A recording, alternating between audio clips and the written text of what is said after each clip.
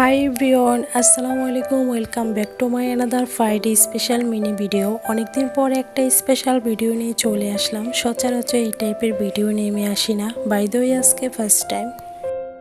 তোমরা সবাই কেমন আছো? আলহামদুলিল্লাহ আমি ভালো আছি। ঘুম থেকে উঠে ফার্স্ট স্টেপে আমি হেয়ার ম্যাসাজ করতেছি। সপ্তাহে একদিন হলো অয়েল ম্যাসাজ করতে হয়, এটা তাহলে না করলে ভালো লাগে না, কারণ চুলগুলো তো একদম রুক্ষ সূক্ষ্ম হয়ে যায়। অনেকেদের ক্ষেত্রে দেখতেছি অয়েল দিতে চায় না, তবে চুলের জন্য তো এটা মাস্ট দিতে হবে। তো আমি অ্যাভয়েড করি না, আমি সপ্তাহে একদিন হলেও চেষ্টা করি দেওয়ার জন্য। তারপর চলে আসলাম ফ্রেশ হতে। সকালে ফ্রেশ হওয়াটা খুবই জরুরি, তাহলে বেডের জীবাণুগুলো একনি খুবই প্রবলেম হতে পারে।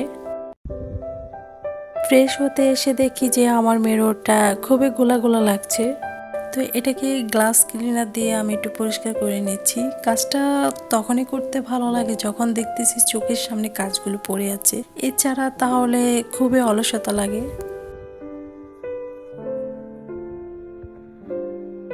তারপর চলে আসলাম একটু স্কিন কেয়ার করার জন্য। আমার ময়ের স্কিনটা খুবই সিম্পল রাখি, এই তো একটা সিরাম, ময়শ্চারাইজার এবং একটা লিপ বাম, দেন এগুলো দিয়ে মর্নিং স্কিন কেয়ারটা করে থাকি। শুনেছি যত্ন করলে নাকি রত্ন মেলে। যেদিন থেকে আমার স্কিনে সিরামটা রেখেছিস, ঠিক সেদিন থেকে আমার স্কিনে নানান ধরনের একনি দেখা যাচ্ছে। বাইদো ওটা 1-2 দিনের জন্য ছিল, তারপর এখন ঠিক হয়ে গেছে, কোনো প্রবলেম হচ্ছে না। সময়ের সাথে সাথে সংসারের মায়া জালে আরো বেশি আটকে যাচ্ছে। সংসারের প্রতি কাজের দায়িত্ব বেড়ে যাচ্ছে, দিনগুলো ঠিকই ব্যস্তময় কাটে। সকল ব্যস্ততা ঘিরে জীবন পরিচালনা করতে হয়। সবার জন্য ব্রেকফাস্ট বানিয়ে আমি আমার জন্য ব্রেকফাস্ট তৈরি করছিলাম। বাসায় পাউরুটি থাকলে ডিম দিয়ে ভাজা হয়, তবে ফ্রাইডে একটু অন্যভাবে ট্রাই করতে ইচ্ছা করছিল, তবে আমি একটা ভিডিও দেখে এটা ট্রাই করতেছি।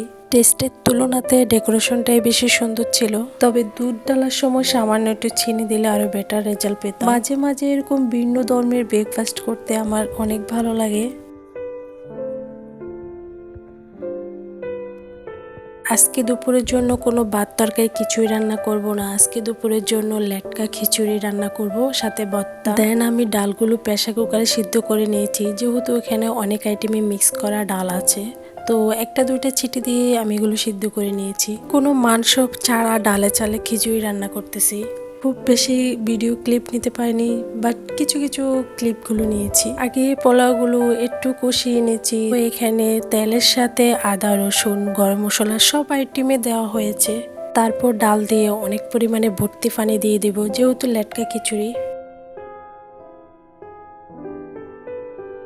তো রান্নাটা মোটামুটি শেষ পর্যায়ে, এখন আমি বাগারটা দিয়ে দিচ্ছি। তো এখানে কয়টা শুকনো মরিচে দিয়ে দিলাম, তো রসুন, পেঁয়াজ, একদম শুকনো মরিচ দিয়ে আমি বাগারটা দিয়ে দিচ্ছি। আমার রান্নার রেসিপি প্রপারলি ওইভাবে দেখাচ্ছি না, কারণ আমি জানি আমার থেকে ভালো রাঁধুনি আপনারাই, এর জন্যই।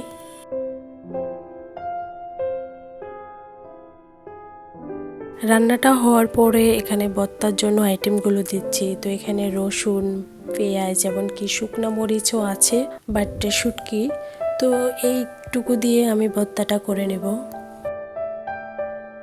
তারপর যাব শাওয়ার করতে। আচ্ছা, 2 টাকার শ্যাম্পু, লাইফবয় সাবানের দিকে তাকিয়ে মনে পড়ে যায় না যে আমরা ছোটকালে এগুলো কত না ইউজ করেছি কম বেশ। এখন তো শাওয়ার জেল ইউজ করে থাকে। আমার কোনো কিছু শেষ হলে একসাথে সব কিছু শেষ হয়ে যায়। বাই দ্য ওয়ে এগুলো আমি সবসময় ইউজ করি তা না, তোমাদেরকে ছোটকালের কথা মনেই করিয়ে দেওয়ার জন্য। শাওয়ার করে একটু দুপুরে খাবারটা খেলাম, তো লেটকা খিচুড়ি বাট সাথে ভর্তা, কিন্তু বিষয়টা আমার কাছে খুবই দুর্দান্ত লাগে। মাঝে মধ্যে টেস্টের একটু ডিপেন্ড নিতে হয়।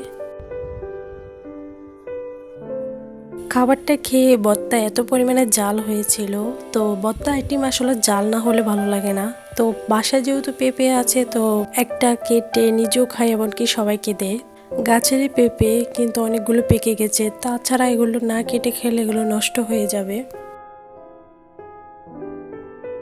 বিকাল দিকে একটু মনে হয়েছিল যে নিজেকে একটু সাজাই, মানে নিজেকে একটু রেডি করি। সবসময় তো শাওয়ার করে কঠোর একটা ড্রেস পরে থাকি। আজকে নিজেকে স্পেশাল ফিল করানোর জন্য যে আলমারি পরে থাকা একটা ব্ল্যাক শাড়ি বের করেছি।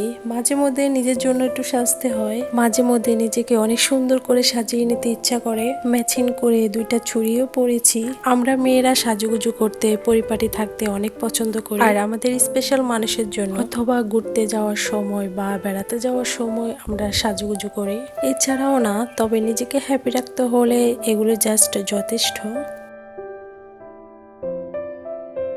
ওই যে শুরুতে বললাম আমি অনেক ভালো আছি, এই ভালো থাকার পিছনে কেউ একজন বিশ্বস্ত একজন মানুষ আছে যে কিনা আমাকে বুঝে, আমার সুখ দুঃখের কষ্টের ভাগ নেয়, এমনকি আমার সবকিছুতেই সঙ্গ দেয়। মিস্টার হাজব্যান্ডকে খুব ভাগ্য করে পেয়েছি বলতে গেলে, কারণ সব সময় আমাকে নিয়ে ভাবে, চাওয়ার আগে আমার সব চাওয়া পূর্ণ করে, সাধ্য অনুযায়ী আমার চাহিদা মেটাতে পারে। সিরিয়াসলি নিজেকে খুব ভাগ্যবতী মনে হয় এগুলো ভেবে। অতীতের কথা মনে পড়লে মনে করি যে বর্তমানে দিনগুলোই ভালো যাচ্ছে।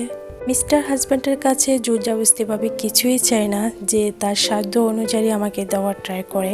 আমি জানি আমার চাহিদা ওইভাবেই থাকে যে তার সাধ্য অনুযায়ী আমাকে দিতে পারবে। এই শাড়িটা ফার্স্ট টাইমে আমার হাজব্যান্ড বাংলাদেশে আসার পরে আমাকে কিনে দিয়েছিল। বেশ সুন্দর, তাই না? ব্ল্যাক কালার আসলে আমার অনেক ভালো লাগে। ভিডিওটা এই পর্যন্ত, সবাই ভালো থাকবেন। আল্লাহ হাফিজ, বাই বাই। নেক্সট কোনো ভিডিওতে অবশ্যই দেখা হয়ে যাবে।